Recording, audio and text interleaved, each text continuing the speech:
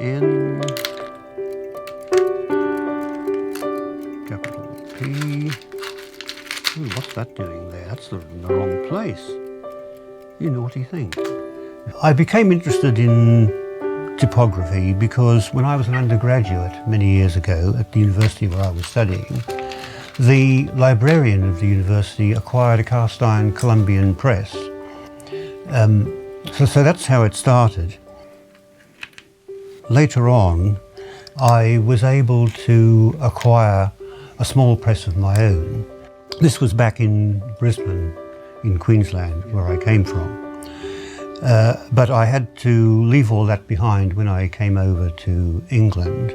And since then, I've acquired more type cases, spacing, blocks, equipment, and all the stuff that you need for doing a bit of typography. Right, the words are going in now, and they're going to stay in. Good. To make a set of types, a punch cutter starts with a piece of hard metal, such as a piece of steel, and physically cuts with small chisels or whatever the outline of the letter that you need. And then that punch is stamped into a softer metal, such as a piece of copper, to make a matrix. When the matrix is put into a hand mould and the molten metal is then poured into the mould, you then have a piece of type which has again the character in reverse, so that when printed it will come out the right way round. And every piece of type was made in that way right up until almost the present day. They've almost all gone out of business now, including, unfortunately, Sheffield's own famous type founder, Stevenson Blake, who had material that went all the way back to the early 18th century. They had a very, very big, comprehensive range of types when this was produced in 1914. So let's lay out a bit of ink. Too much, I hope. Well, most printing now is done by using the offset process.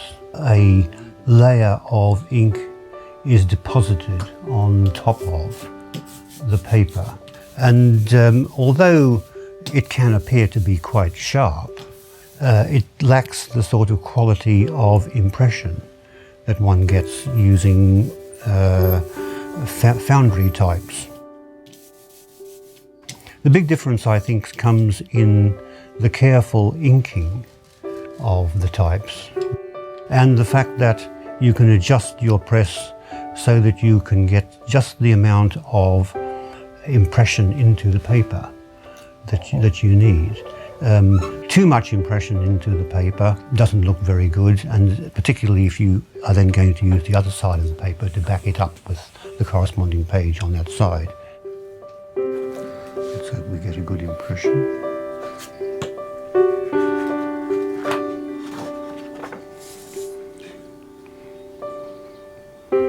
Not bad, not bad.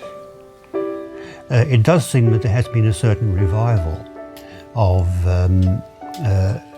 hand set and hand printed material because of the challenge, I suppose, of designing something. What typeface you choose, what size of type you want, how to suit the appearance on the page.